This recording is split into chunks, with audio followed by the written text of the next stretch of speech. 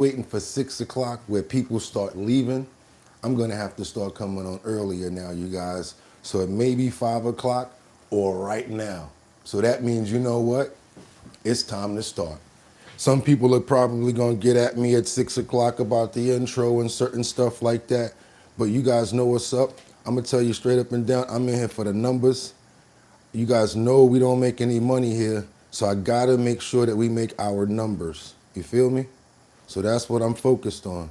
And YouTube is telling me that the majority of the people are up at 5 o'clock now because of daylight savings time. So I gotta pay attention to that. It's just like 6 o'clock, but it's an hour, you know? So, and that makes total sense. And since I'm here for the numbers, I gotta do what I gotta do, y'all. We make absolutely no money on here, and I gotta keep my numbers up. Our numbers are starting to slip because we're starting to start our show too early. I mean, too late, and then people are leaving early. So I gotta start this show early. I want to make sure we keeping our numbers and keeping our positioning. And this watch is broke, straight up and down. You see that screen? It got a big crack in it. So I can't even change the time on the watch. So I got this other watch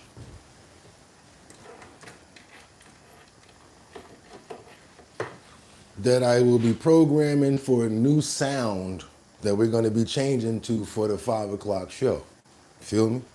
So yeah, we're going to be making a couple of changes because when things change, what we got to do, what's up, Sam Champion? How you doing? What we do, we have to roll with the punches. And look at this. I cut it on and everybody's here. Look at that. Baddie Lynn, Liberty and Justice. Everybody's already here. So why am I going to wait a whole nother hour? I should have started at 5 o'clock. Something said start at 5 o'clock. So what you guys are going to have to do is put up with a lot of improv right now. Because that watch ain't going to go off at 6 o'clock. Bugatti got to do it all. So I need y'all to hold me down right now. Starting off with this. Wait a minute. We're going to do it the right way. Y'all up in here holding me down. I love y'all. For real, for real. The fact that y'all here, I'm talking about for real. The fact that y'all here on time like this, pop y'all collar. That's what I'm talking about. That's the real fam right there.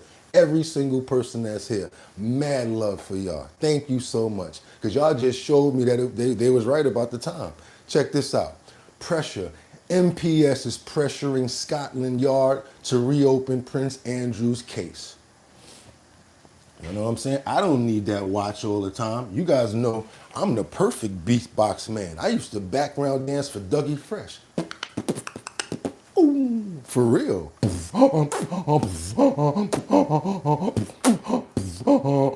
Yeah, I know how to do the real beatbox up out here. You know what I'm saying? So I can do all that. Bling, bling, bling. Bling, bling, bling. Bling, bling, bling.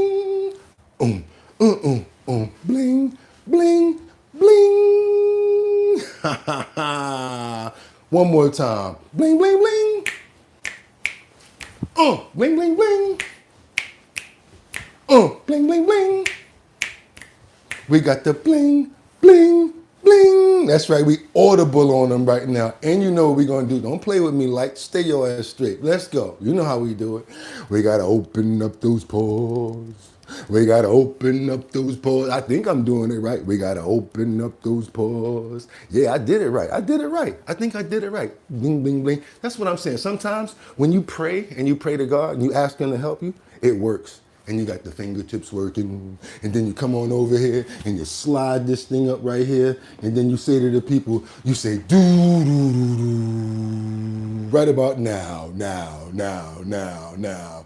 You're about to be possessed by the sounds of raw bass and DJ Easy Rock. Hit it, yeah, woo, yeah, woo, yeah, woo, yeah. Doom, doom, doom. It takes two to make a thing go right. It takes two to make it out of sight. I want to rock right now. I'm Rob Bass and I came to get down. I'm not internationally known, but I'm known to rock a microphone because I get stupid. I mean outrageous. Stay away from me if you're contagious, cause I'm a winner. No, not a loser. To be an MC is what I choose. The ladies love me. Girls adore me. I mean, even the ones who never saw me. Like the way that I rhyme at a show. The reason why, man, I don't know. So let's go, cause boom, boom, boom, boom, boom. It takes two to make a thing go right. It takes two to make it out of sight. That's what I'm talking about, y'all. Rock with me on this. Rock with me on this, cause y'all know what today is, right? It's if bump that beat. November 4th, that's right, y'all, 2025. I'm your host, Bugatti NYC, and this here's our bottom line, where we be talking about this and that, and that, and this, and this, and that, and that, but we be talking about this and that, and that, and this, and this, and that. Just got me lit. Told you I could do it. Improv all the way. Cause right about now, you're about to be possessed by the sounds of Rob Bass and DJ. When y'all used to hear that, come on, y'all, don't even play with me. Used to run to the dance floor like a maniac. That's my song. It was a serious situation. And you out there pumping and grinding and doing the hardest dance that you know. Y'all tell the truth. If it wasn't the Benjamins, it takes two. If anybody come from that era, y'all know what I'm talking about. And with that being said, it's your boy Bugatti NYC. Y'all could have went anywhere, but the fact of the matter that you came here to chill with me, I appreciate you. We got a lot of titles to get into. We got current events. We got trending topics to talk about. We got a lot, you guys. And with that being said, say some prayers for the people that's in the chat, because I'm so glad that you guys are here with me right now. So let's say I was thinking about this yesterday. Glad I'm going to start it off like this. I want to give a special shout out and a big prayer to Sam Champion, who's been here, a new person that we got here, always shows love and always got my back. Thank you for being here, Sam, and thank you so much for being a part of the show. Also want to thank Casey Ramos. We got Liberty and Justice in the building. Who else? We got Batty Lynn up in the building. We also have, who else? I see Bruno, good morning. We got Sam Champion, like I said. We got Nina DeMello that we are praying for this morning, that everybody have a fun and serious, have a fun and safe day. Casey, we already did Quiet Storm, but I'll do it again. Also, who else we got in here? We have Peach. No, that's a Peace Dude 777. People that are not here, we're gonna pray for them as well. People like Kendra Walker, people like Rebecca Lanyen Bueno, that's normally chiming in from Grand Rapids, Michigan. Also, we can't forget about Dot Focus, VIP Auction Group, Luigi, Jeff Spilker. Oh my God, there's just so many other people that I wish that I don't forget. But that's, and also, yeah, I'll try to say everybody right there. But thank you, Lord, and amen for being here this morning. Because if it wasn't for you guys, I don't know what else I'd be doing. I'd probably be in there just watching TV, doing nothing. But with that being said, I got a full clip, and it's time to do what? Let's get into these titles. I'm ready to get to work, you guys. You know what I'm saying? All I'm gonna ask you to do is, because I got 5 on it, I'm gonna stack 5 videos at a time. Let's try to stay on topic, stay on point, and keep the dialogue going on the topics, because I'm gonna show you what happens when that goes down. The show just flows so smoothly, and everybody gets a good chance to get their word in, and we get a good show going. So that's what I'm going for today, you guys. So you know what I'm gonna say now, right? I got the full clip. Let's get into these titles. We got Pressure Bust Pipes. Sometimes she blows steam. That's my song right there. We have Pressure. MPS is pressuring Scotland Yard.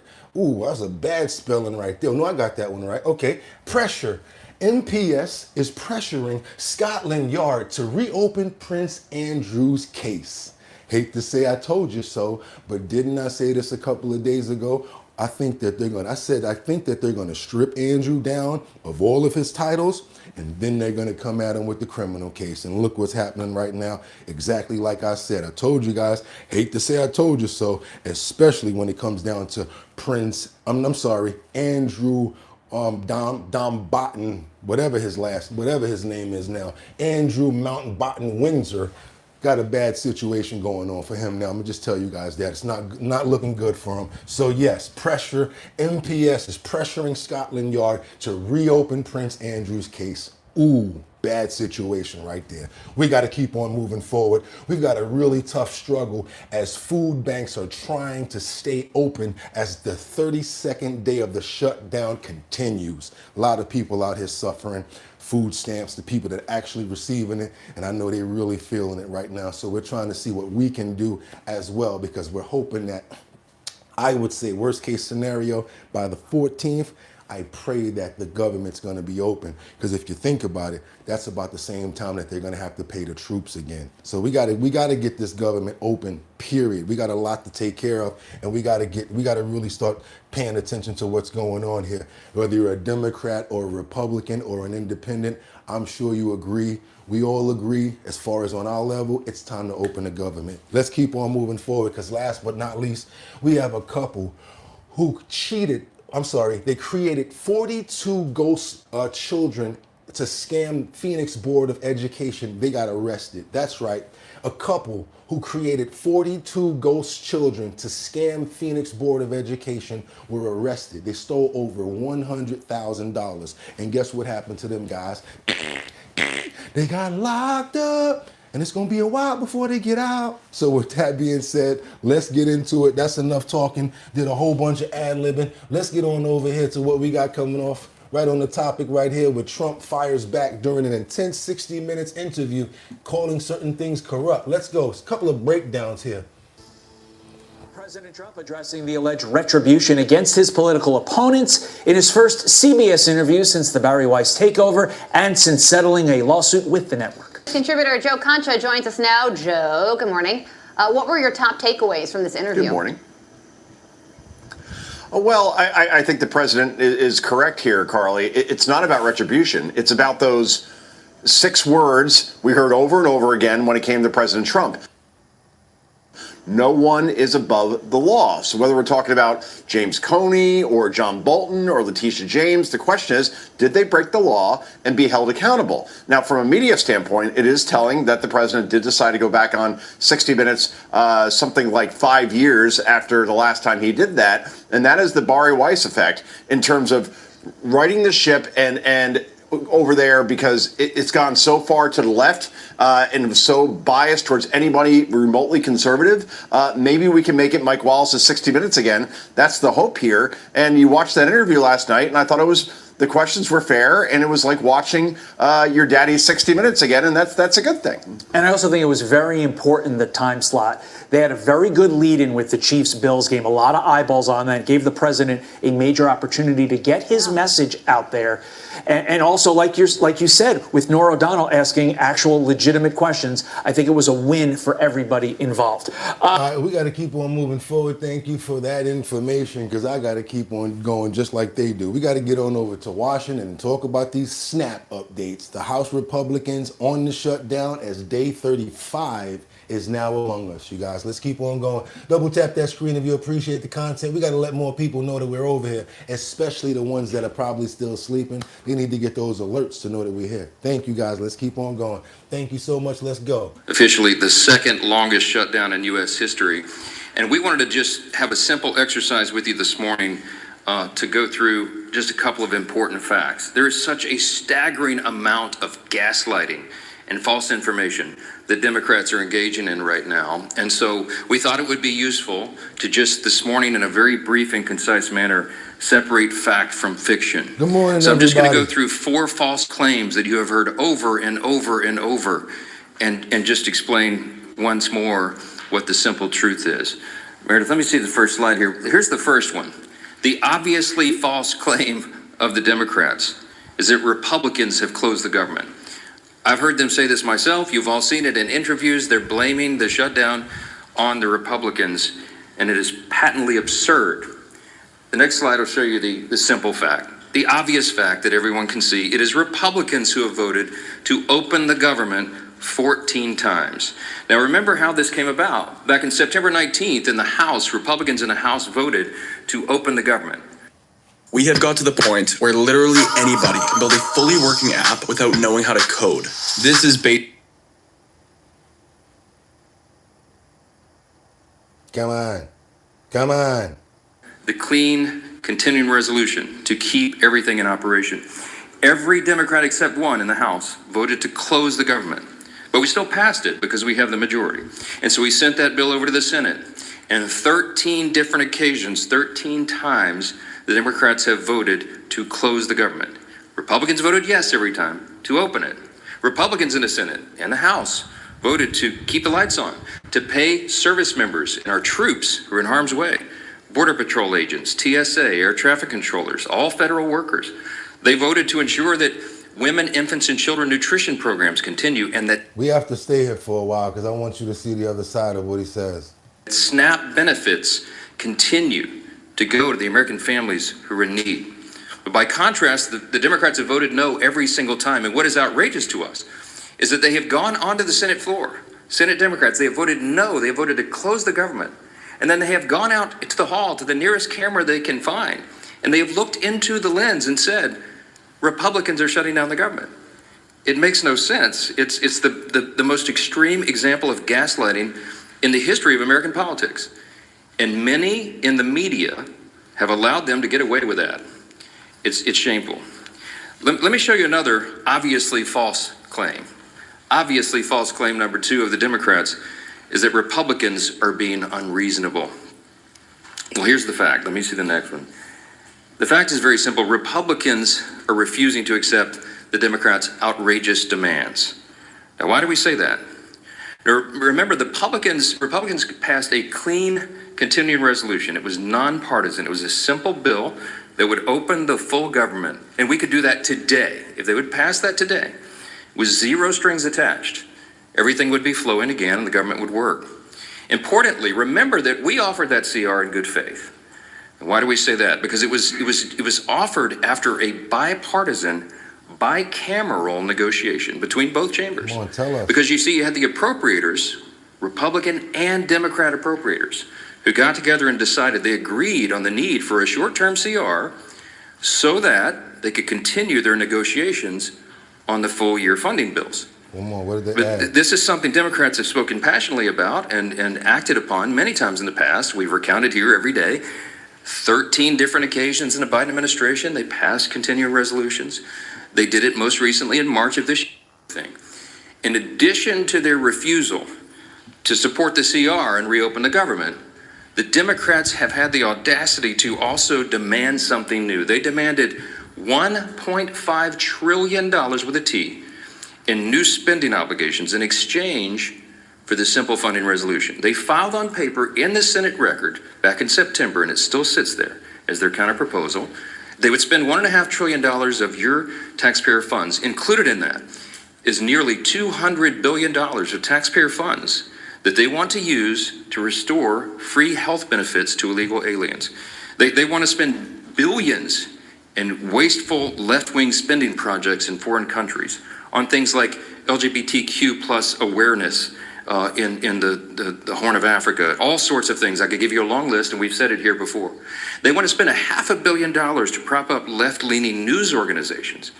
And shockingly, in that same proposal, as their ransom for reopening the government, they want to cut $50 billion from the rural hospital fund that the Republicans just got signed into law on July 4th. That is the bill that they filed that shut down the government. So basically, as you can see, both sides are not in agreement. I wanted you guys to see the actual stuff that they're saying and the reason why they don't want to sign. Because we've been saying, oh, they don't want to sign and open up the government. Okay, what's the actual reason why? Let's break it down. Because I know when they're sitting down at a table, they're like, all right, well, that crazy thing that you want to do in the African Congo, we can't do that. Let's move that. Why can't we just take it point by point and then take care of it that way? And then let's get us involved and let's us see what's going on. And we can possibly vote on no. The majority of the people are saying, no, let's not do that. Majority of people are saying, yes, let's do that. How about that? They can still sit there and do whatever and orchestrate what they're doing. But how about if we step in as the American people? Because you guys can't seem to get right. Y'all might as well go play on that baseball team in life and stand there with the bat and can't get right. Do me your boy a favor and double tap that screen if y'all appreciate the content. We have more about the partial SNAP funding that will get out this week, says an attorney. Let's keep on moving forward. I know a lot of people are saying get rid of SNAP altogether, and I ain't mad at you. I know, because there's a lot of mistreating going on when it comes down to SNAP. Attorney for the Western District of Virginia, John Fishwick. He joins us now as the clock is ticking for the Trump administration today. John, it's always great to see you this morning. So, on Friday, as you know, the president signaled he would fund SNAP if pointed in the, quote, appropriate legal direction. And he posted this to Truth Social, saying essentially that our government lawyers do not think we have the legal authority to pay SNAP with certain monies we have available. And now 2 courts have issued conflicting opinions on what we can and cannot do. So what needs to happen next legally to get these funds to the folks who truly rely on them? So, Kelly, the judge in Rhode Island set a new deadline today where the Trump administration has 2 choices. They can fully fund the SNAP benefits for the month of November and let the judge know they're going to do that today. Or they can say, no, on Wednesday, we're going to partially fund the SNAP program with the roughly $5 billion that's been set aside on a contingency basis for the SNAP benefits. Listening to Secretary of the Treasury Bessent yesterday, I think the Trump administration is going to choose the second alternative to have a partial funding. There apparently are some logistical issues when you fund it partially to get those funds out to folks, but I think that's where the Trump administration is going to go. After all, President Trump says he wants to do this, and so I think there is actually some cooperation between this judge in Rhode Island and the Trump administration. We haven't seen that much.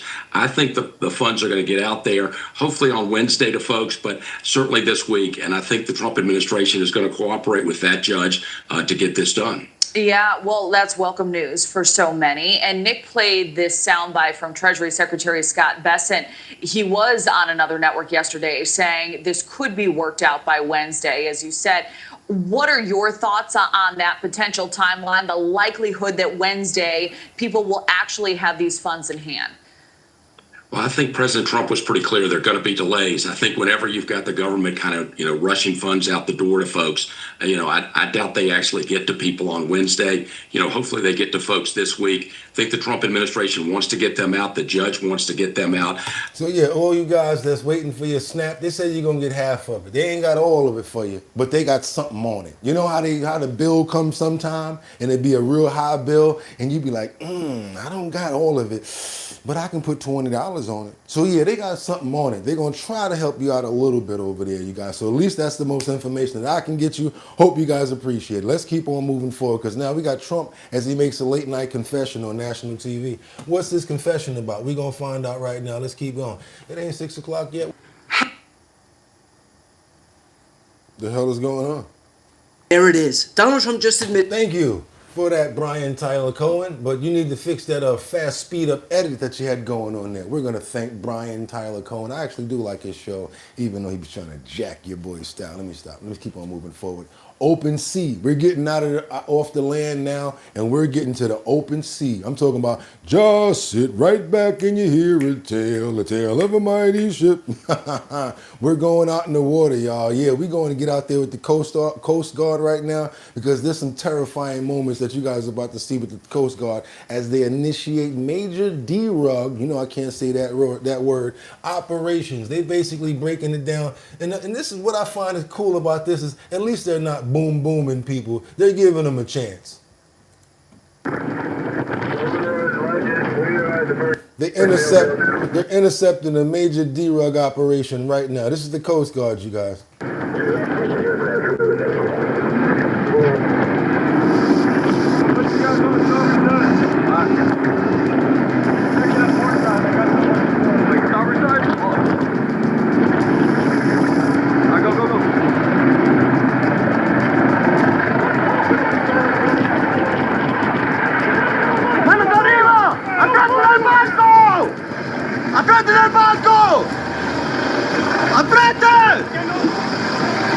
Got him.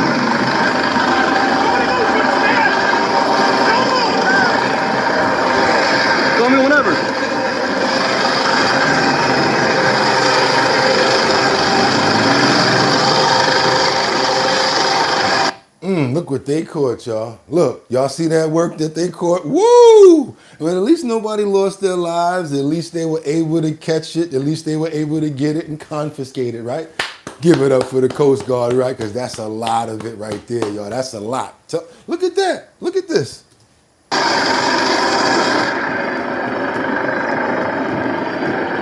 ¿Usted tiene ningún armas?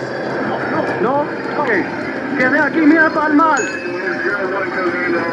Yeah, y'all, that's right. Go ahead and subscribe to the channel if y'all appreciate the content that you're getting from your boy. That was crazy. I don't know how that boat did catch up kind of fast, because normally when there's those when the smugglers normally have those boats, you see like 3 big motors, like big propellers on the back, because that makes them be able to like go real fast. It was kind of quick how the Coast Guard caught up with them. You know, them Coast Guard boats is kind of fast too. They're like, oh yeah, y'all fast. We got to be furious. Do your boy a favor, double tap that screen. Let's get those likes up, because we're going to get on over to Massachusetts as the governor's aide. Woo! He was really aiding himself in that. I can feel it. Yeah, he was pushing it through the governor's office. Yeah, we got to get on over to Massachusetts, y'all. It gets thick today. This story going crazy right now. Watch this here. Y'all don't want to miss this. Yeah, good morning, Mark and Allison. So Lamar Cook was reportedly making $115,000 a year working for Governor Maura Healey, but apparently that government paycheck, it just wasn't cutting it. The drugs were literally delivered to the governor's office in Western Mass. It's mind-boggling how this could happen. Not only were the drugs sent to one of Maura Healey's regional offices, but the cocaine bricks were allegedly stamped with the word gold. It speaks to a real lack of disrespect for the office, for public service. Lamar Cook, who is Governor Healey's deputy director, is now charged with drug trafficking, along with illegal gun and ammo possession. Prosecutors say they first got wind of the scheme in October when federal agents intercepted suspicious packages headed to a Massachusetts hotel where Cook used to work. Investigators later tracked similar deliveries to the hotel's loading dock, where Cook appeared on surveillance grabbing boxes of suspected cocaine. Caught on camera more than once. I thought somebody was joking. I mean, honestly, you couldn't make this up. You wouldn't want to make it up. But this wasn't a joke. Authorities say that the next shipment was headed straight for 436 Dwight Street, Springfield, Massachusetts, Governor Maura Healey's Western office. An undercover officer disguised as a delivery driver made the drop. When Cook reportedly accepted the gold-stamped narcotics, the police knew they had their guy. All told, prosecutors say they seized 21 kilos of cocaine, worth hundreds of thousands of dollars on the street. Drugs that Cook was allegedly planning to move. But again, I think it speaks to dysfunction and a lack of strong leadership at the very top of state government. I think Governor Healey's been a failed leader for us, a failed administrator of state government. Yo. Mark Allison, Lamar Cook was denied bail by a judge who said he was a danger to the community. He's also been fired by Maura Healey, who now faces questions as she runs for re-election as to why an accused drug trafficker made it onto her payroll. Somebody said her administration is just a farce. People in the comments like she shouldn't be governor in the first place. Look who she picking and got working with her. Oh my God. And where y'all see that first? Right here. Double tap that screen. Let's get those likes up. Let me tell you what that does, you guys. All of those people right there, it makes more people come over and get to see that story, because YouTube sends up a notification with that heading and it says, hey, look what's going on our bottom line. Gives people a chance to basically come on over here. I don't ask for too much money and stuff like that, because I know it's hard out here for a pimp. So I don't try to go in your pockets. I leave that alone right there. I got a little bit of Bustelo in the kitchen, you feel me? So what I would appreciate is if we can make the ends justify the means, try to get those likes up a little bit more, make them more respectfully. I would appreciate that, you guys. That's all. Let's keep on moving forward, because I got a bunch more to give you. All right, we got to keep on moving forward, you guys. I hope y'all having a good morning. I got this part right here, what I really wanted you guys to see, basically, where feds foil a pumpkin plot as young men allegedly plan a Halloween, era attack. Let's keep on moving forward, y'all. Let's go. But first, breaking tonight, we're learning new details of the ISIS-inspired Detroit, come on, step to the stage. terror attack allegedly planned for Halloween in suburban Detroit. That reported plot was foiled by the FBI. It's a story we first brought you Friday. 2 men are in custody tonight. The details of the scheme are actually chilling. Correspondent David Spons starts us off tonight with that story. Good evening, David. Brett, good evening. We are learning this investigation into what could have been a Halloween massacre began months ago. It involved surveillance from poll cameras and encrypted chats. 2 men appeared this afternoon in a federal courtroom in Michigan and are facing charges in what authorities say is an ISIS-inspired terror attack that, if the suspects were successful, would have likely taken place on Halloween in a Detroit suburb. Investigators say the men used the term pumpkins as a code word for a possible attack on LGBTQ bars or clubs. Mohammed Ali and Mashid Mahmoud, along with the juvenile referred to as person number 1, are accused of plotting this mass shooting. According to court documents, Ali was practicing shooting at a local gun range. There were messages between the alleged suspects about planning the attack, but of course it never happened. On Friday, authorities conducted searches in both Dearborn and nearby Inkster, Michigan. Officials moved in and recovered 3 AR-15 style rifles, 2 shotguns, 4 handguns, and more than 1,600 rounds of ammunition, GoPro cameras, tactical vests, and other gear. FBI Director Kash Patel posting on social media today in part, the FBI acted fast, followed the evidence, and likely saved countless lives.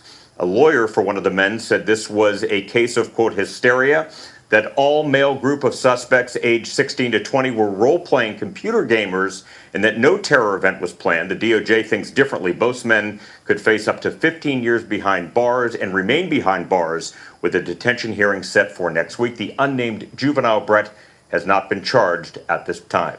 What happened? Y'all know that dog meme, that face, right, with the big dog? What's the name of those dogs? The hot dogs with the big ears, with the face he got like this? Even the dog know that y'all lying. Come on, talking about y'all was playing around, role playing. Get out of here. Get my bag. Let's keep on moving forward, right? Because we got a really hard hit food bank struggle to shut down as we're passing the 1 month mark. A lot of these food banks are really trying to keep up. And you guys, that's a safe way to know where your money is going. So if you really want to try to help people out, you go investigate, check out the nearest food bank. That's probably somewhere that you probably want to help out and put some money to and help out with the community, because at least you know it's going directly to the food. Because you give it to somebody else, like a preacher or something like that, talking about it's going to the building fund, and then when you go in there trying to get some help for some rent, you already know what they're going to say. Oh, we're gonna try to pass around a tray for you and see what we can get, and you ain't gonna get jack. Do your boy a favor now. Come on, let's double tap that screen and get those likes up. I want more people to see stories like this right here. But we're going to begin this conversation about the devastation from the ongoing government shutdown, now on its 32nd day. Yesterday, a federal judge ordered the Trump administration to distribute SNAP food aid funding out of its contingency fund. The administration planned to start to pause those benefits for many of the 42 million Americans who receive them today. The threat to aid benefits, combined with thousands of federal workers furloughed, has put immense pressure on food banks and pantries across the country to provide much-needed supplies. We have people who are financially challenged, people with a whole lot of children, or elderly people, just hungry people, a lot of them. For the last few months, I think our numbers look like they're climbing, and new people, that have never had to come. We're going to step up, but it's not going to be enough to make up for that $300+ per household for SNAP, for the thousands of dollars per month household lost for the federal workers. We can't make up that kind of difference. We'll help them get by, and we can really surge hard if we can do it for a little bit. But in the end, we have to stop the shutdown. Told you, bottom line, we got to stop this shutdown. It can't keep on going. It cannot keep on going the way that it is. That's it. Time to stop, time to shut it down. If everybody got to write letters, email, make your own little videos and send them in, I'm tired of it already. Because guess what? Not only are food banks struggling, think about the stores when they don't have the monetary going in there. Because even though a lot of people don't value or use EBT, there's still business going on in transactions. So Walmarts and all of these stores actually can keep their employees paid. Well, companies like Target, sad to say, they're like, everyone is stressed over there because they plan to let go about, 15,000 people coming up. Check this out. So now Target is talking about letting people go. Oh boy, here we go.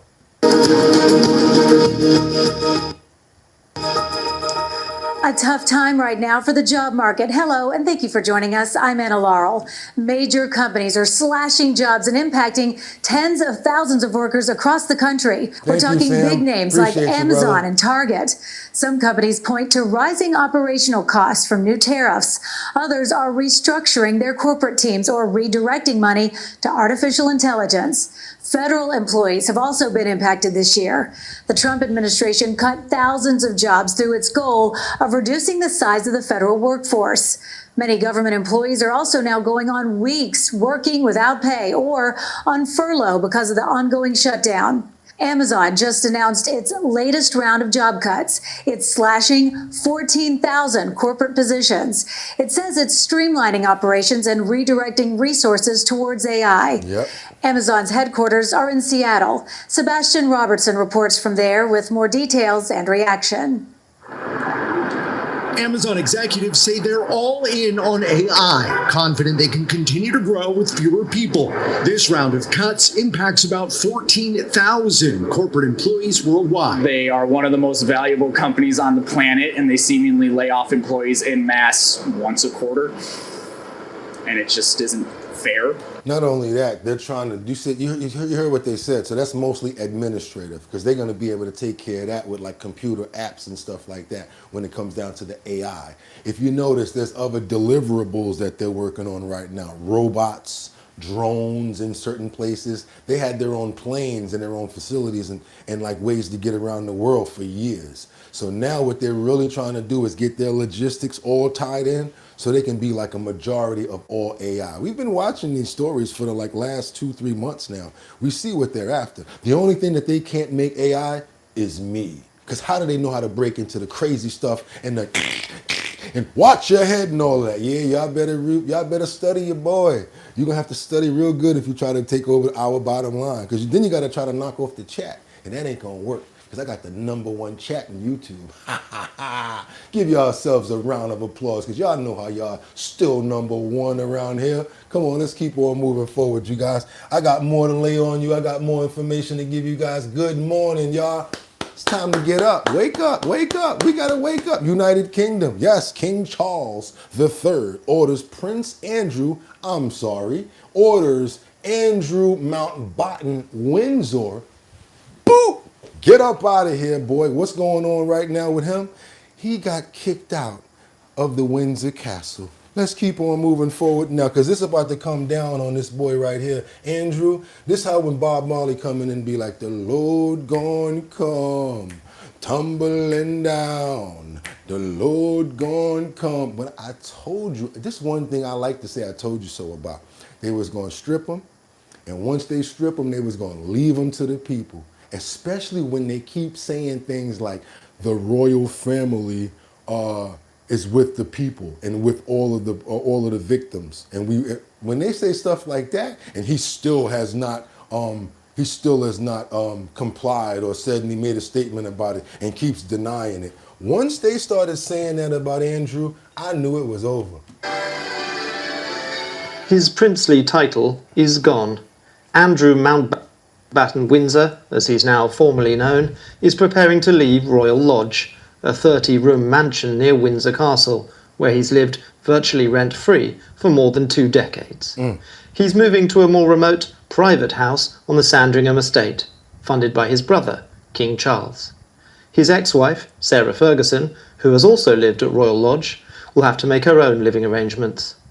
The banishment has left the disgraced royal increasingly exposed.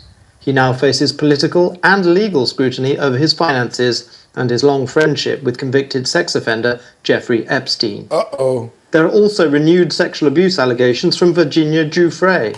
Okay, how about this? I'm almost done with the book. Brand new. You know what I like to do, right? I like to share the information. So we're going to do this with a brand new person that really been holding it down for the longest. If you want it, I will send it to you to read. Hey, Sky, would you like to read this book and have it? We can even pass it around. How about that? We can do something like that. That's cool. About $35, $39 that I paid for it, but I like to share information, and I already got it downloaded. So I'll even send you the big drip sticker that I'm using as a placeholder.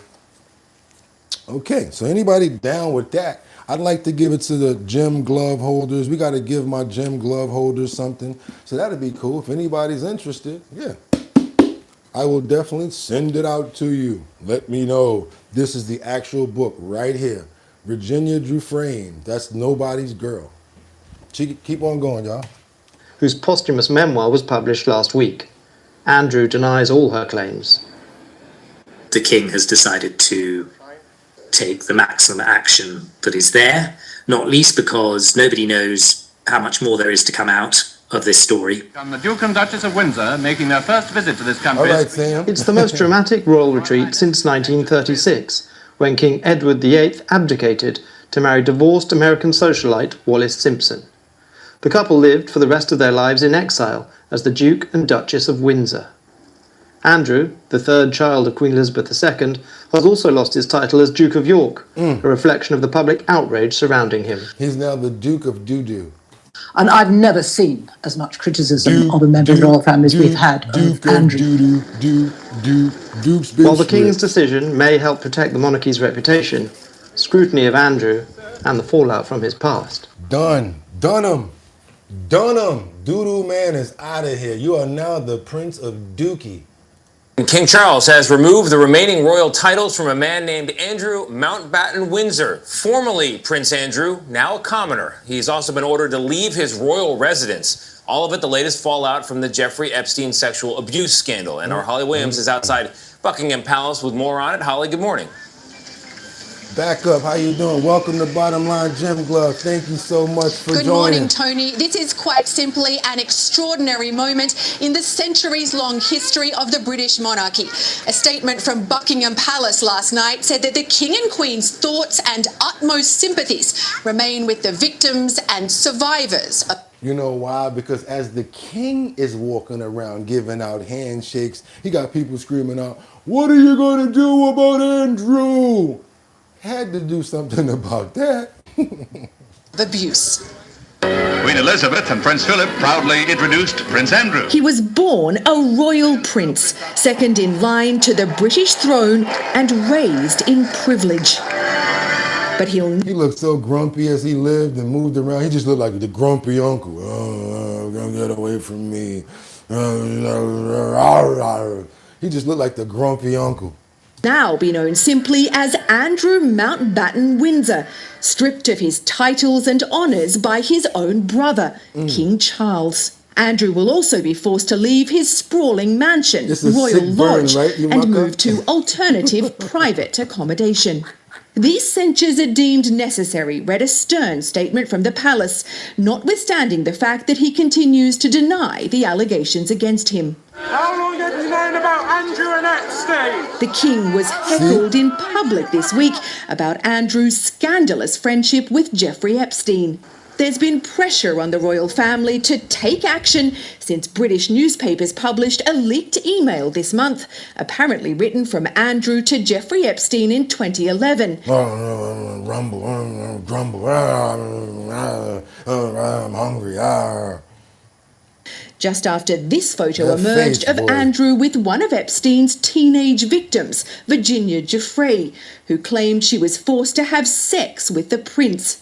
Andrew reportedly wrote to Epstein, "We are in this together, Y'all sure and are. we'll play some You more said it. soon." You don't remember meeting her. Don't he Yet look in this grumpy, infamous Casey? interview with the BBC, Andrew claimed he'd ended his relationship with the convicted sex offender well before that. I never had any contact with him from that day forward.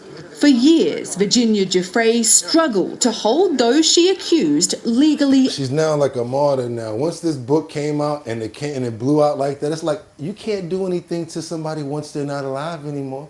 And she said, and then when you hear words like, she said, no matter what, if I don't make it, this book has to come out. Come on, y'all. And the stuff that's in here, oh man, that's why I want y'all need to read this book. I'm telling you.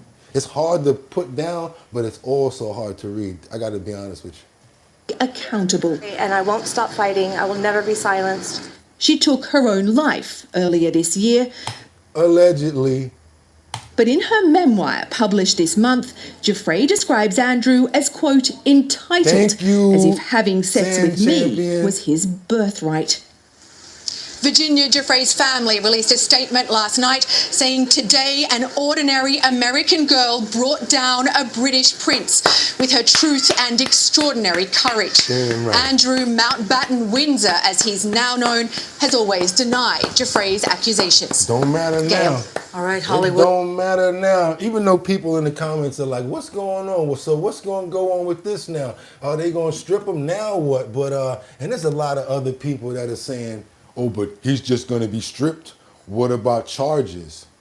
What I told you guys, they are on total full blast. Are you guys ready for this? MPS heaping pressure on Scotland Yard to reinvestigate Andrew Mountbatten's case. To reinvestigate sex abuse allegations against... Uh-oh, the shield is gone. His name is Mountbatten. He does not have the royal family anymore. There's a possibility that maybe something might happen, guys. Andrew Mountbatten Windsor, involving his accuser, Virginia Giuffre, who took her own life this year. Allegedly. Joining us is royal editor at the Daily Mirror, Russell Myers. Russell, thanks for joining us. Are Scotland Yard likely to oblige and reopen the investigation? That'd be crazy. Well, I think there's a lot of pressure on Scotland Yard, certainly, because they've looked at this case at least a couple of times. They've decided that there was no case to answer for the former Prince Andrew. And now we have members of Parliament in the UK getting involved. Not only are they looking at royal finances, they're also heaping pressure on Scotland Yard to start looking into the relationship that Andrew had with Jeffrey Epstein, and whether that was his Epstein trafficking young women around the world, were crimes committed in London and elsewhere in the UK, or we're looking at this case of Andrew passing Virginia Giuffre's social security number and her date of birth and any other personal information onto his private bodyguard that was paid for by the taxpayer. So a lot of questions to be answered. And I think that Scotland Yard will be looking at this very, very closely over the next few weeks. They about to put Sherlock Holmes on your ass. I'm sorry. Every time I hear Scotland Yard, I think about the big pipe with the hat with the double brims on it. Yes, Sherlock Holmes here. We're about to get in your ass, Prince Andrew. I don't know. Y'all think that he ain't going to get in no trouble, but I think the royal family stripped him down for a reason. I'm telling you, they left him out there bare-chested. Do your boy a favor. Let's double tap that screen to get those likes up to get more people over here, and that's all it's going to do. Let's try to get those numbers up. I really appreciate if we can get out those single digits right there. Oh, those single digits, man, we doing bad today. Those numbers are smoking krills. I can feel it. Ooh, come on, y'all. Y'all can do better than that. Let's try to make the ends justify the means, y'all. I ain't asking for no bread because I know it's hard out here. But can we get those numbers up right there? I really would appreciate it. Let's wait around a little bit to see who's going to help us get those numbers up because, you know, I really would appreciate that. So, yeah, let's try to get, come on. We can do it. We can do much better than that. I really appreciate it now. You see, I'm over here working. I'm putting in the work, giving you guys back-to-back info, about to tell you about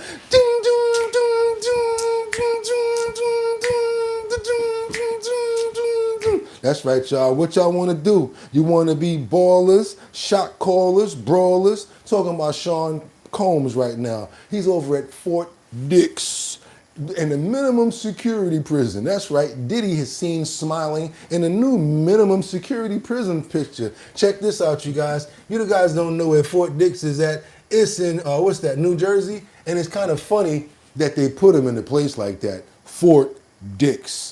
No pun intended. Let's keep on going, you guys. Let's go. Let's go. And he's smiling as he's there. Okay, that's all I'm going to say.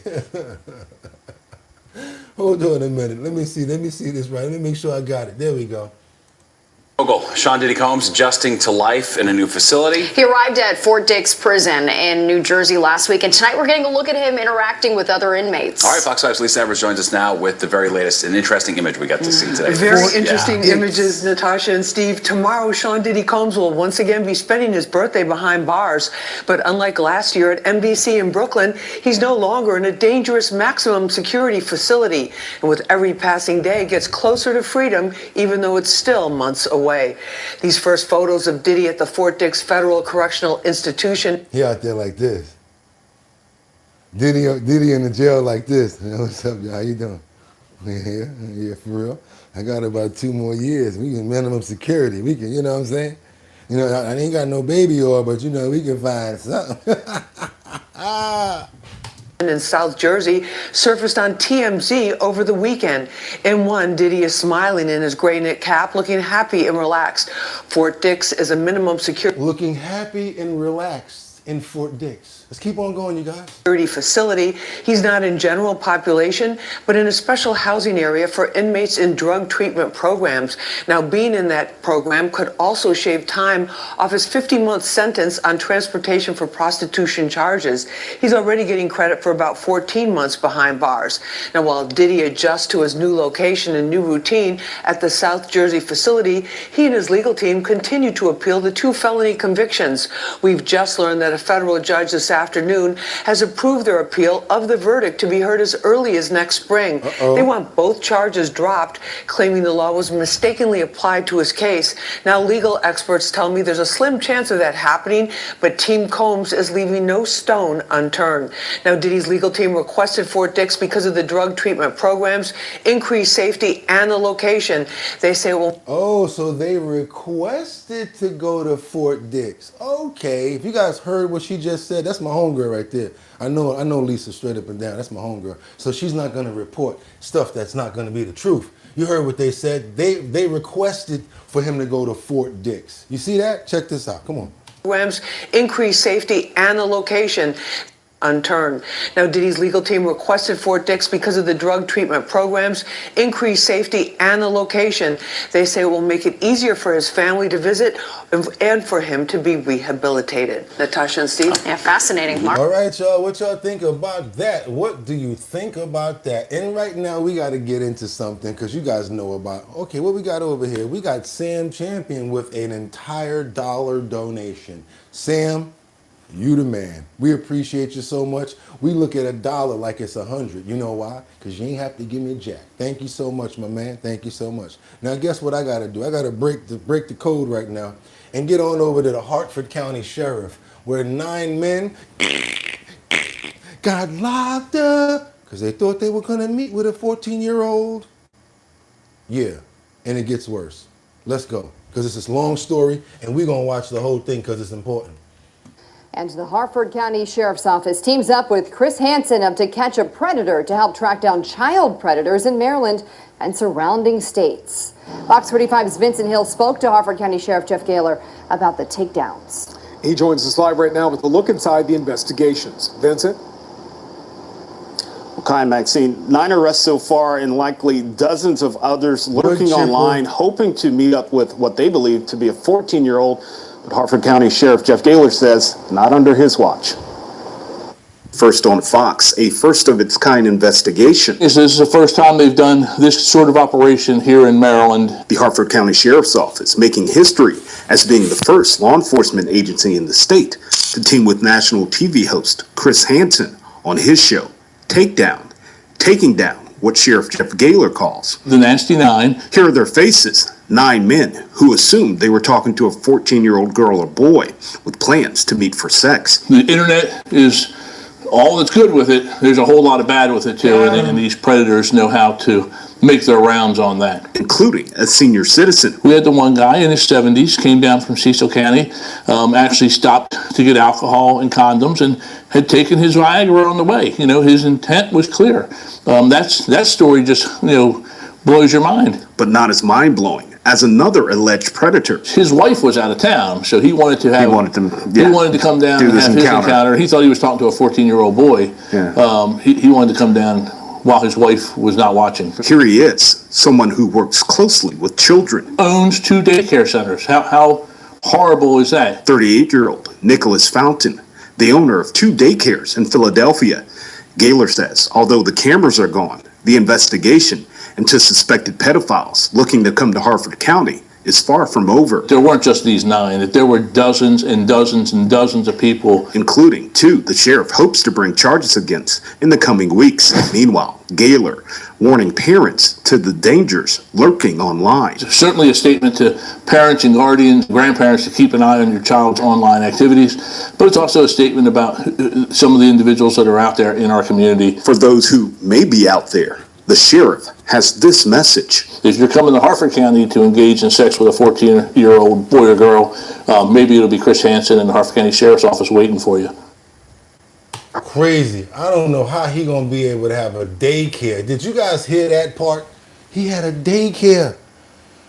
Oh man, you guys know that y'all ain't getting no content like that from nobody else. Also, I appreciate the super chat. Didn't see who it was, but I definitely do. Please, let's try to get those numbers up to make the ends justify the means. Go ahead and double tap that screen. Hit that notification bell down there so that you know when we're on. Also, if you haven't subscribed to the channel yet, I'd appreciate if you do so. Become a member, and also, let's get those numbers up because it's nowhere near the end as we go to no excuses as Marion County accident releases the wrong identical twin from jail. Yeah, we've been seeing about these identical twins and a lot of stuff going on, but check this out. Check this out right here. I want you guys to see this here. County jail officials admit to a case of mistaken identity. Good evening, everyone. I'm Bob Donaldson. They released the wrong man, one of 2 identical twins. CBS 4's Gabrielle Mirando talked to a family member of these twins about this bizarre case.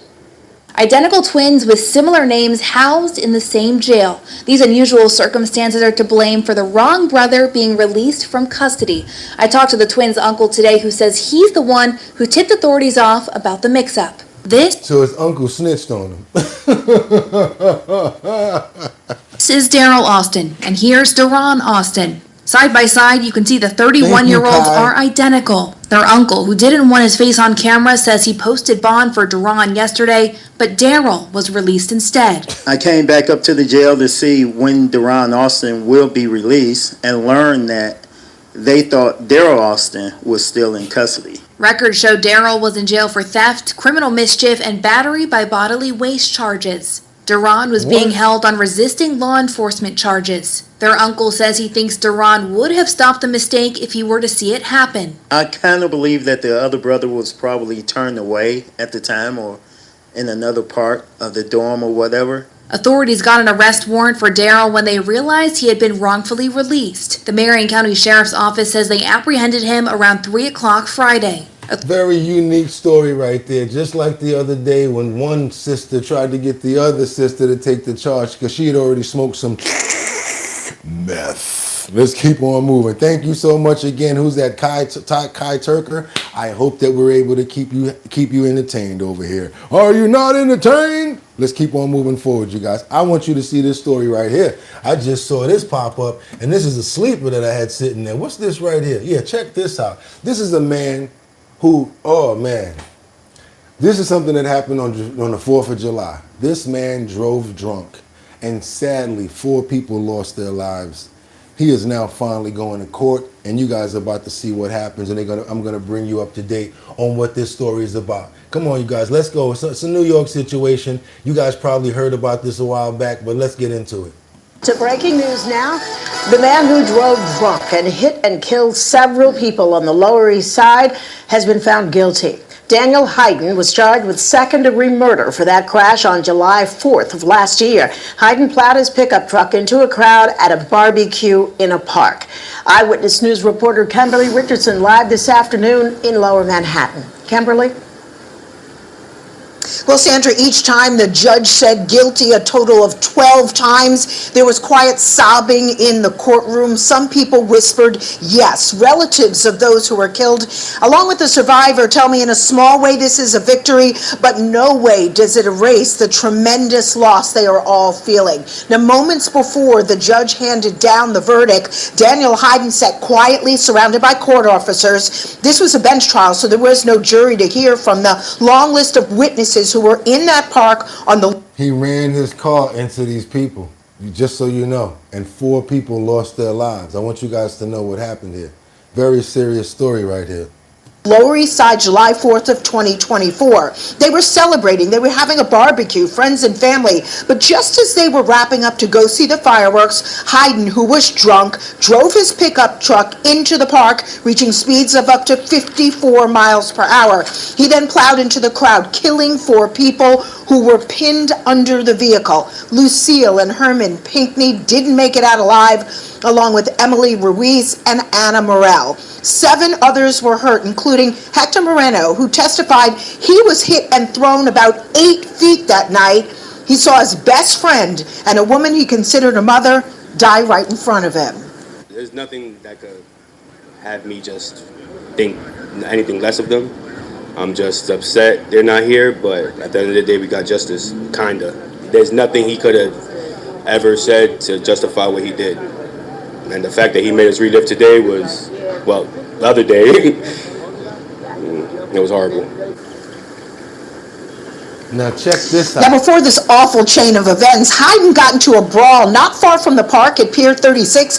Security wouldn't let him on a party boat because he was so drunk. Police did respond. Still, Hayden was allowed to walk away, and less than an hour later shatter so many lives. His blood alcohol level that night was 0.17. So you see this man out there. This is what I don't understand about nothing you do is gonna please these liberals. NYPD.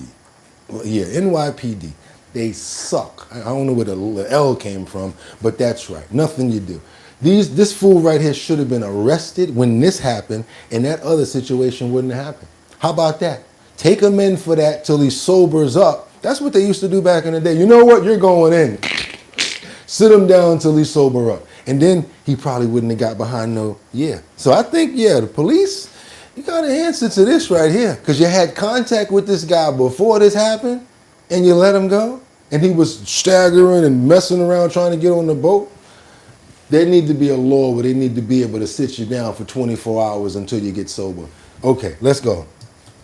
The families tell me what adds insult to injury is that Hayden was a former substance abuse counselor who wrote a memoir called The Sober Addict. In it, he talks about drinking and driving and how that can injure and kill people. He is expected to be sentenced December 3rd. We're going to keep up with that, but what's going on out here, man? They don't want to get involved. We got these fucking, I'm telling you, I done seen some stuff happen where they just be like, out of here. I showed you guys last week. Remember the lady, not last week, but a couple of months ago, we was going live. Lady with the hammer outside trying to, yeah, I can't say all that, but she had the hammer really chasing, right outside the window. Let's keep on moving forward, you guys, because that's the city now, and that's where we live. And it's not going to get anything but worse when Mom Dami comes and becomes the mayor, because I ain't even got to vote today. I will. I'm going to vote. But I guarantee you, just like I said with the Costanza effect, I've been saying that for the last 7 months, right? 8 months. I already knew that. Once this guy got involved, he was promising free rent, promising all of these stuff that he can't give to a bunch of lazy people. They're going to vote him in. Yep, so we got to keep on moving forward because I want to get off of that topic. Here's the top 3 moments where from Trump's interview and what didn't make the air. I don't know if you guys know the other day, but 60 Minutes has an interview that they got with President Trump. Here's a couple of the moments that they said were pretty tense that didn't make it. News' Norah O'Donnell for a highly anticipated interview on 60 Minutes, which marked his first with CBS News since suing the network's parent company. These are the top 3 tense moments. Number 3, talking over each other. At the beginning of the aired portion of the sit-down, O'Donnell asked Trump about his handling of the government shutdown, which led to this taut back and forth in which the two wouldn't let the other. Nothing to lose. Number 2, awkward moment. In another tense moment which the network put up in an extended YouTube cut of the interview, Trump took over the role of questioner when it came to the topic of crime in D.C., pushing O'Donnell to admit the city had become safer as a result of his policy. American cities in Washington, D.C. Yes. think I've been working too hard. I haven't been out and about. Oh, that's that much. not a fair answer. You see it. I get in my car and go to work and I go home. You don't have to use that one. Don't worry. Don't worry. I don't want to embarrass you. Number 1, viral clip. And in a contentious back and forth that went viral, O'Donnell pushed Trump about his controversial pardoning of Changpeng Zhao, to which he denied knowing anything about the Binance founder. Why did you pardon him? Okay, are you ready? I don't know who he is. I know he got a 4-month sentence or something like that, and I heard it was a Biden witch hunt. How do you address the appearance of pay for play? Well, here's the thing. I know nothing about it because I'm too busy doing the other. But he got pardoned. That I know nothing about the guy other than I hear he was a victim of weaponization by government. When you say the government, you're talking about the Biden government. The interview came a little over a year after the show's infamous interview with presidential hopeful Kamala Harris, which led to Trump suing over their edit, and Paramount Global and CBS settling with the president for over $16 million. Trump addressed the payout during his 60 Minutes interview on Sunday, in which he praised the network for bringing on Barry Weiss as their new editor-in-chief. Let's keep on moving forward, you guys. I gotta keep on getting you guys this info. You see what the co-hosts are saying. Y'all see it in the comments. Go ahead and double tap that screen. Let's get those likes up, because I got more for you over here. We gotta get it right now. MCSO. Well, your packages are safe now. This person was charged with first-degree theft, and if you guys think that this is just some regular porch pirate, oh boy, do you guys have something to see right here. I guarantee you, if I had to work for it, this would be the clip to get me that like. I promise you, this gonna be the one right here, because when y'all see the face on this person, y'all gonna have to give it up for this. Let's go. Watch this. Watch this one here. Well, new at 5, a suspected porch pirate is behind bars tonight. The Mobile County Sheriff's Office says your packages are safer after arresting the brazen suspect caught on camera. Our Shelby Myers in the studio with the update tonight. And Shelby, you're also hearing from the homeowner. Yeah, I am, Cameron. He tells me he's thankful deputies made a quick arrest. They recovered more than $2,500 worth of stolen packages.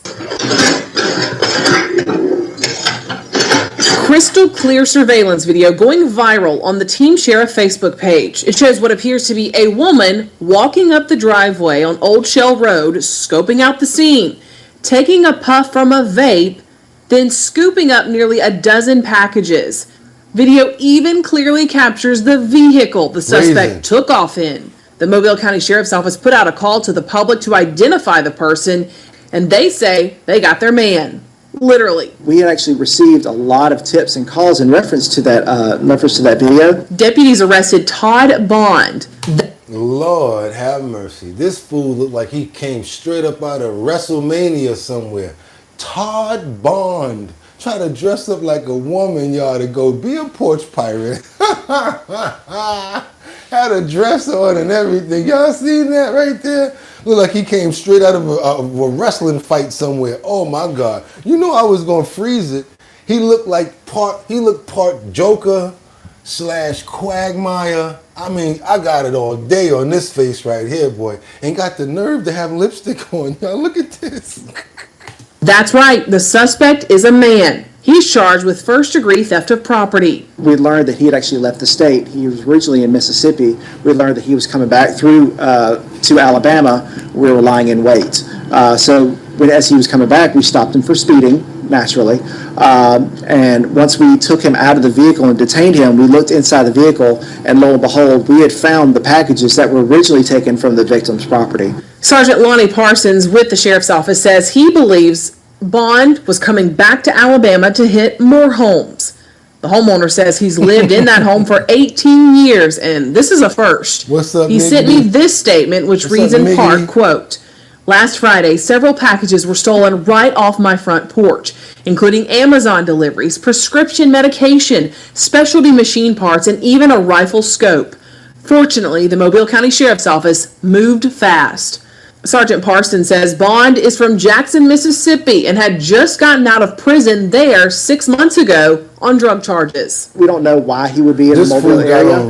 We believe this was just a crime of opportunity. Of course, with the holidays coming up, we are going to unfortunately see a rise in this. So we ask the public to please invest in your purchases. Buy a Ring doorbell camera, buy a surveillance system, buy something that's going to protect you and your investment. Jesus Christ. They got him, y'all. I don't know what side of the jail they gonna put him on, but watch your head. Looking like a WWE wrestler with lipstick on. Thank you so much, KYT, for the $10 super chat. I really appreciate that. Looks like I'm going to Starbucks after all. Thank you so much. We appreciate it. Oh boy. Who's that? Baby or Bobby Emanuel's father has been sentenced to 25 years to life for the, murder of his own son. He wasn't going to get up out of here without seeing this story right here. It's too important. Baby Emanuel, come on, let's go. Never did we ever knew anything.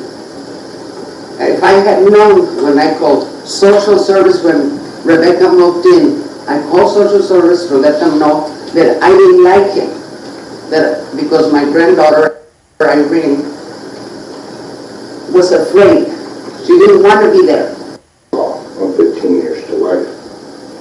The court notes that the amended complaint filed by the people lists the punishment for count 1 as 25 to life, which would suggest that the charge is first-degree murder. We did have a discussion at the last hearing regarding the sentence or that charge. His own son. His own son. So I want to make sure that that's clear, Mr. Smith and Ms. Lowe. Yes, ma'am. So he just got 40 years, y'all, for taking his own son's life. Yeah. Cabazon man who murdered his infant son learned his fate today. CBS LA's Joy Benedict is live in Riverside with more on what was an emotional day in court. Joy? Yeah, guys, it really was, as there was one victim impact statement. It came from the maternal grandmother of little Emmanuel Haro, the 7-month-old who was first reported kidnapped in August and then reportedly reported that he was killed, in fact, by his parents. I stand here with you, asking you to give him a maximum. That was the maternal grandmother of Emmanuel Haro speaking out in court this afternoon at the sentencing hearing of her son-in-law, Jake Haro. Jake Haro, in a red jail outfit, barely looked up inside that courtroom when he was sentenced to more than 30 years in prison for a parole violation and death of his son. He was seen wiping away tears numerous times as his mother-in-law spoke out about what went wrong. She talked about how she never even got a chance to meet her grandson because Jake kept him away. She also talked about how Jake also kept his daughter away from him during all of this, that she never got a chance to go to their house. She said she had called Children's Services on Jake Haro, but they reported that there was food in the fridge and that everything was okay. Obviously, little Emmanuel Haro was reported missing back in August. Within 7 days, both his parents were then arrested for murder in his death after no body had been found and there was no evidence that a kidnapping ever took place. Nonetheless, he was in fact sentenced today to 25 years to life in prison for the death of his son and another more than 6 years in prison for a parole violation. No, they gave him 15. They said 25 and 15 for the other one. I heard the case earlier, so you need to get your information right because we be on point over here. Y'all already know how I do. Double tap that screen, and plus, let's have a prayer for the families that were affected by this situation. Also, baby Emmanuel, as well as the grandmother who said that she had never even had a chance to meet her grandchild. We pray that they have some strength and they're able to get over this tragic times. Amen. Let's keep on moving forward, you guys, because we got a man that's been accused of breaking in a school window and grabbing a child. Yeah, it's going down. We got to pay. I'm showing you guys this section right here because we got to pay attention to our children. A 20-year-old man is accused of using his head to break through a Chester County school window and seize a child from a classroom. Dearius Edwards is facing assault, kidnapping, and burglary charges. The child thankfully is safe after Edwards' alleged action forced administrators to put the campus on lockdown.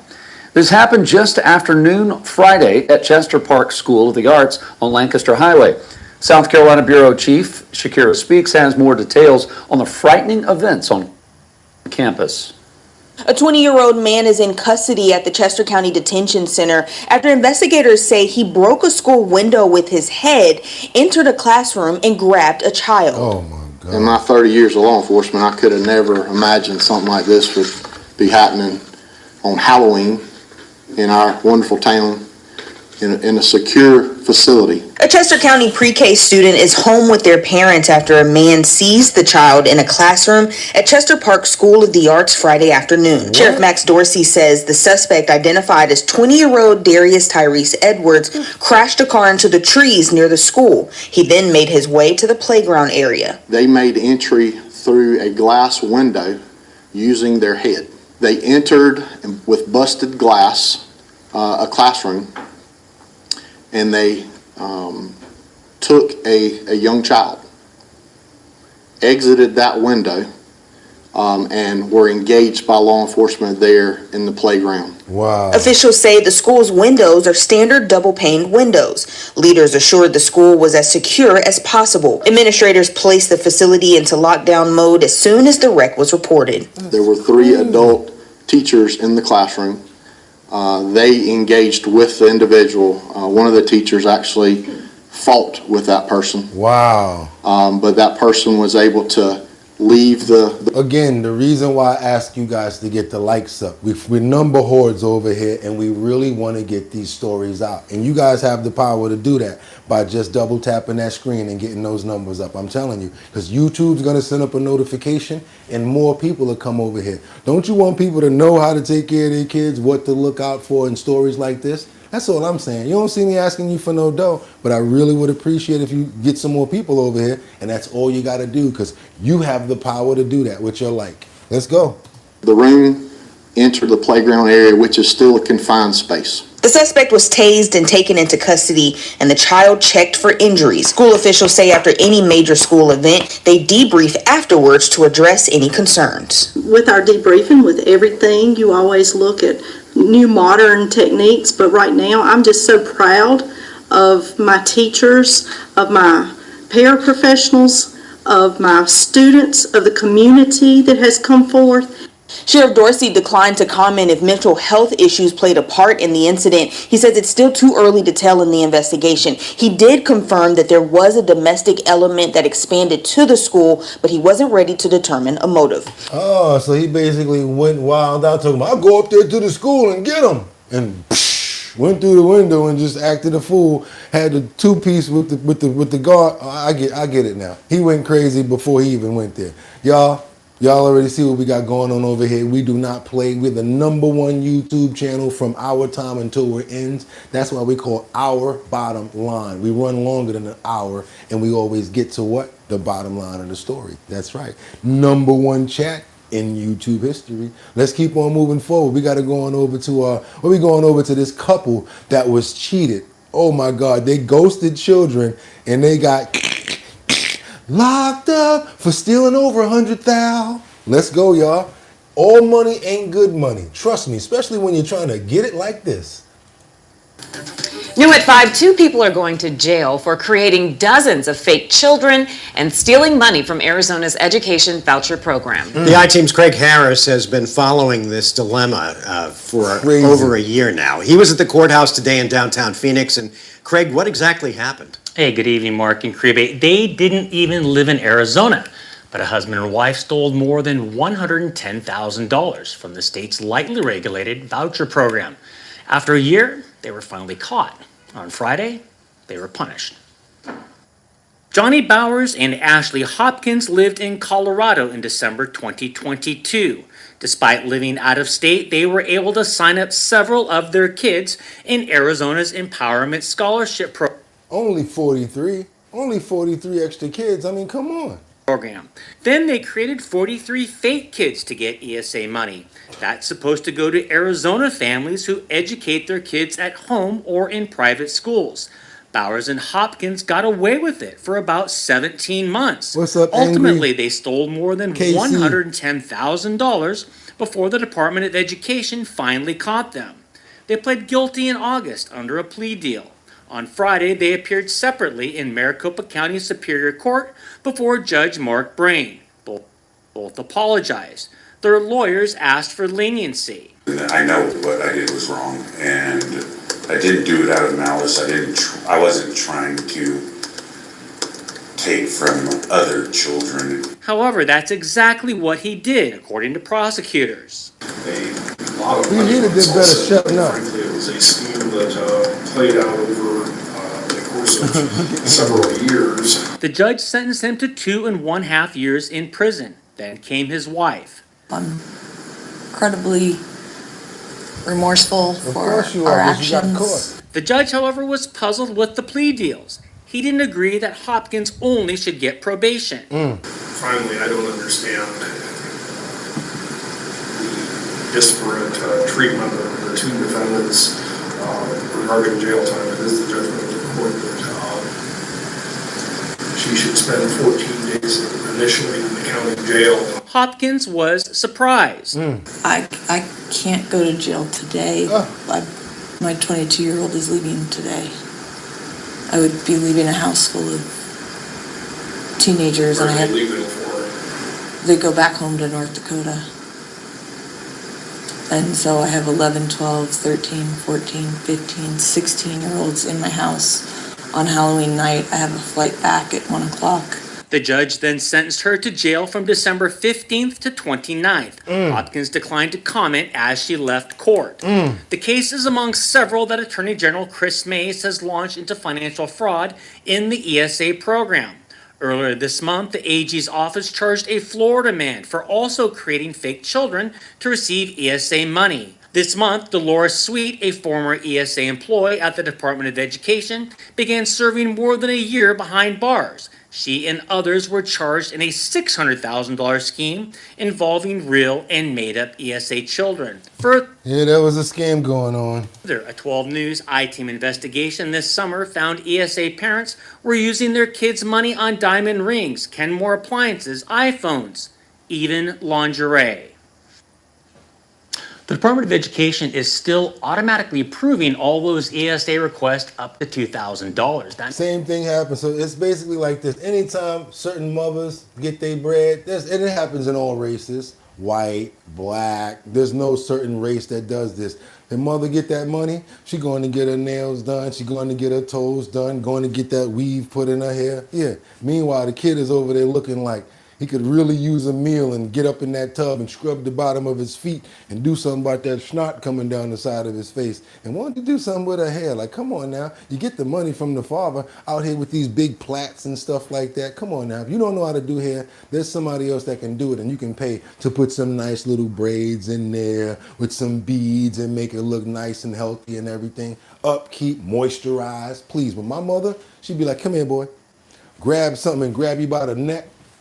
All sorts of, you'd be like, all sorts of, she'd be like, my child got to be shining when they go outside. And if you're going to get a banana and some orange juice if you didn't have no breakfast, you're going to be like, come on, we got to hurry up and get to the store. Give you a banana, some orange juice. My mother was a real good mother. Give a salute out to the good mothers out there, because I ain't got no bad mama stories. How about that? Let's keep on moving forward. But also, I'd like to pray for the children that were affected by this situation, as well as the children that were affected and deprived of monetary by this situation.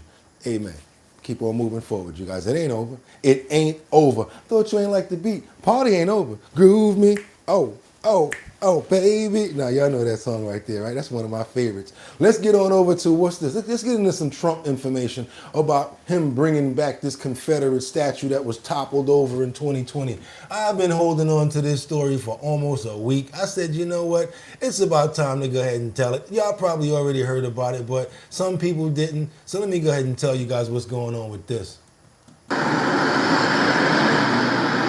All right, we got President Trump, October the 28th. We brought back this statue here that was toppled over during the Black Lives Matter demonstrations in 2020. As you guys can see, it's back up, and that's basically what he's doing. Oh, okay.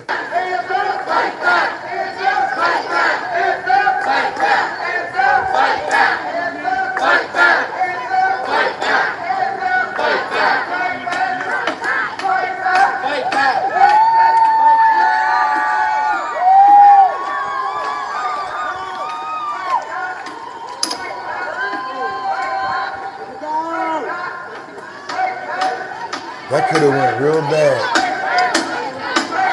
That could have went real bad.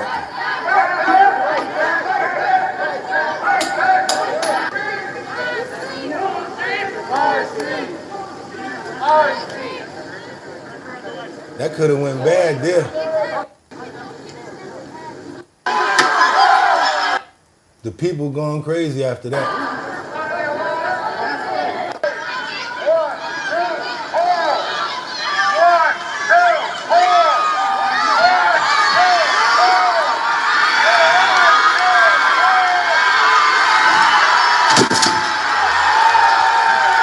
So yeah, it's back. They put it back up. So I guess everybody that was cheering ain't cheering no more. Let's keep on moving forward, you guys. Yeah, I told you it's not really touch. But we got another situation where in Rome, workers were injured in a partial tower collapse. Nothing like a statue collapse, but this tower collapse over here in Rome, in the Colosseum, really kind of crazy, right? I want you guys to see this right here because this is a pretty crazy, tragic story right here. But I really want you guys to see this right here. This is actually something that happened in Rome as part of the tower collapsed out there.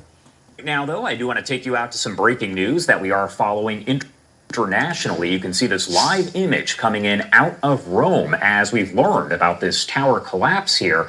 Take a look at your screen. You can see the tape is kind of blowing in the wind there, but we've learned that a worker was hospitalized with serious injuries after the partial collapse of a medieval tower that was under renovation in central Rome near the Colosseum.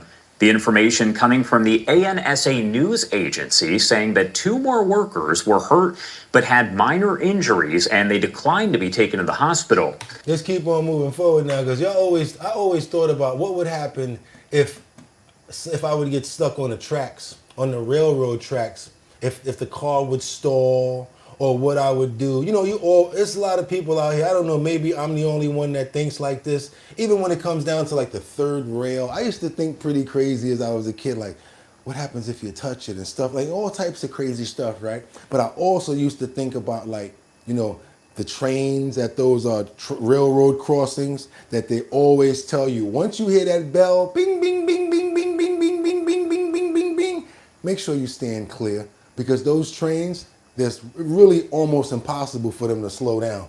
Case in point, we got to get on over to this story right here where this train smashes through a stalled produce truck, sending fruit flying everywhere. Let's go, y'all. Check this out. I mean, it almost made it across too. Here's this fruit, and there's no audio, but you're gonna see this truck right here that's pulling up because this is camera footage from a Ring camera, and all of a sudden, right as it almost gets to the end and gets clear, the truck stalls right there, and then starts to roll back. This is the time where I be jumping out the cab, and especially when something like this go down, right? So he's gonna try to get it. He's gonna try to catch it. You know, he's gonna try to get it and come on up and do it again. That's right. We got to get out of here, man. The thing is coming down. It's coming down. You don't see it? It's trying to come down. The arm there, buddy. Uh-oh. In 5. In 4. Yep. Boom. We got fruit salad, y'all.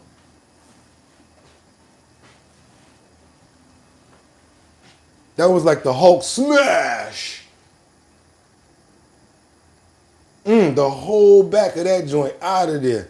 How about he's lucky that he was out of the way free and clear. And I'm talking about the train could not stop. You see grapes and fruits flying, everything, right? You see that? One more time for your mind. Impact right here. Boom! Took the whole back of the cab off and swung the truck around a little bit. Hopefully he's okay on the other side of that. That was crazy right there, y'all. Like I said, there was no audio involved in that.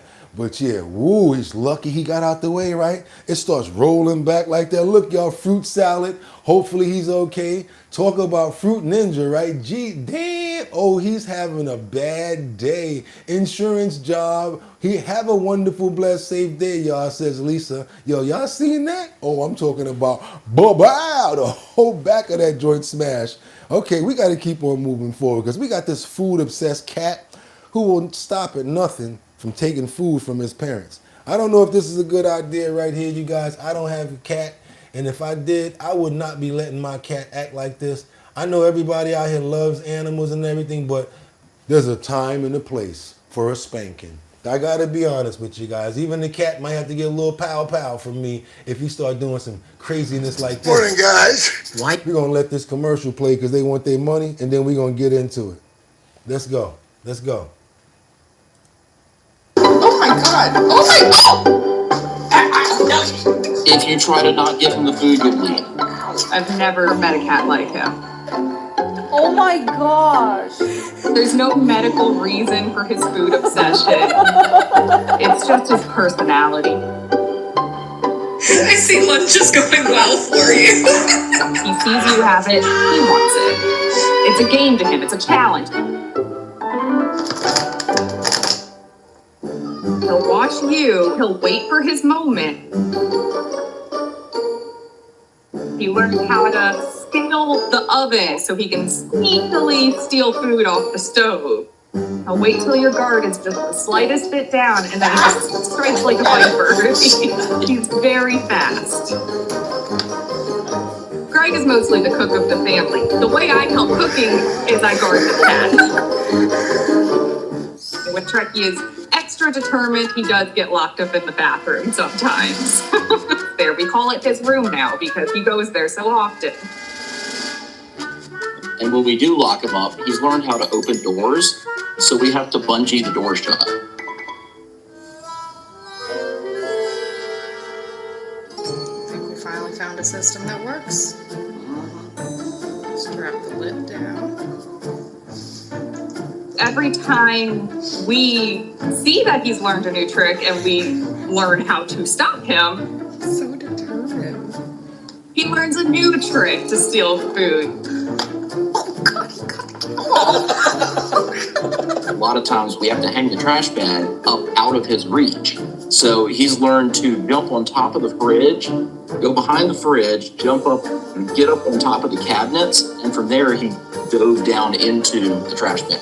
All right, y'all. I can't keep on watching this because I know a lot of people love cats on one side, and there's a lot of people like myself that's like, that cat would be getting the ass whipping. And I think that they are, adding to the stuff that he's doing. Because it seems like when that cat was hanging by that stove, they used to that. And they probably was giving him human food off of the end of that stove.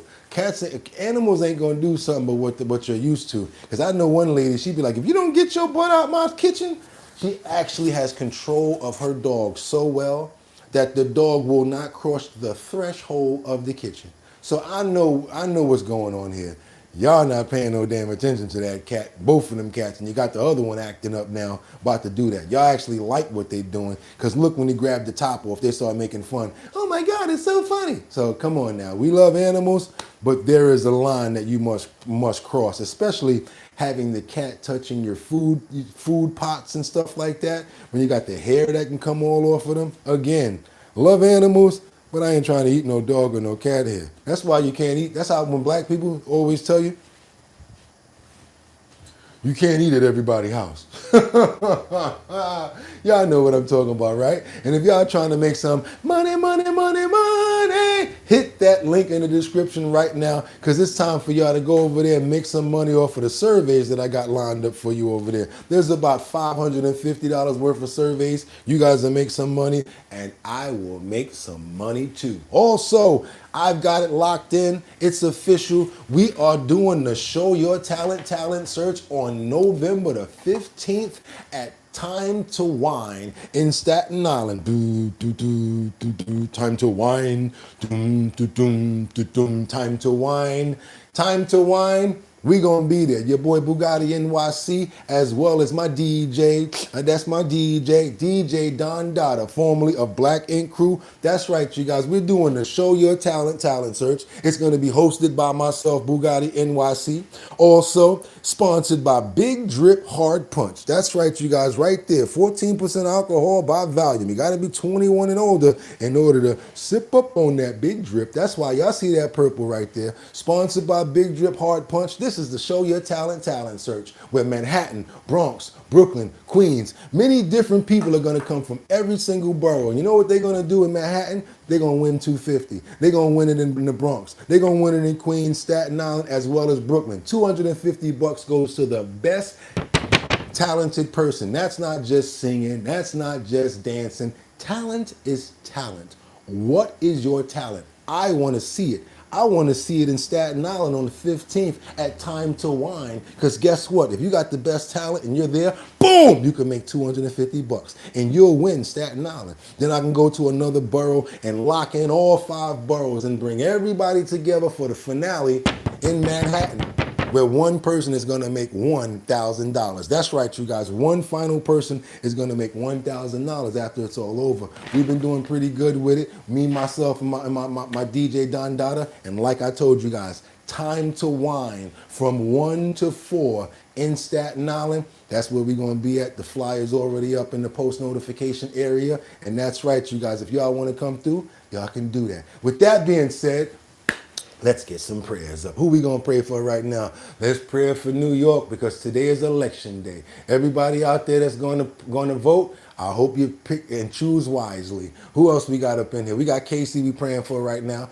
We have my sister Rebecca Lanyen Bueno chiming in from Grand Rapids, Michigan. We also have in the building, we got Batty Lynn we're praying for. We're praying for Miggity Mark.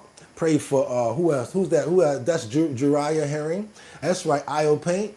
We got Nira Mellon. That's right. Everybody up in here right now. Y'all want to get a shout out? Get under this prayer and make sure that we get covered and taken care of by the Lord. That's what we do every single day, to make sure that we get these prayers out before we go home, before we go out into these streets. That's right. Rebecca Lanyen, Jr. Liberty and Justice. She's the pirate. I see you over there. There we go. And with that being said, you guys, amen. And y'all could have went anywhere. But the fact of the matter that y'all came here to chill with me on Our Bottom Line, I appreciate you. So guess what? We're going to start the show off at 5 o'clock now, because YouTube already told me that you guys get up a little early. We're going to start it at 5 on it from now on, because I guess you guys didn't set your clocks back. And even if you did, a lot of your bodies are not set to that. So yes, we're going to start it at 5 o'clock now. We're going to be here for more than an hour. So even if you come in at 6 o'clock, we still going to be here. And this way, nobody misses the show and everybody can get on point. Once those time slides go back and I start looking at those demos and see it's going back to 6 o'clock, I will let you guys know. But for now, we on that 5 o'clock from now on, you guys. I want you guys to have a fantastic day. I want you to stop worrying about problems all the time, because problems present opportunities.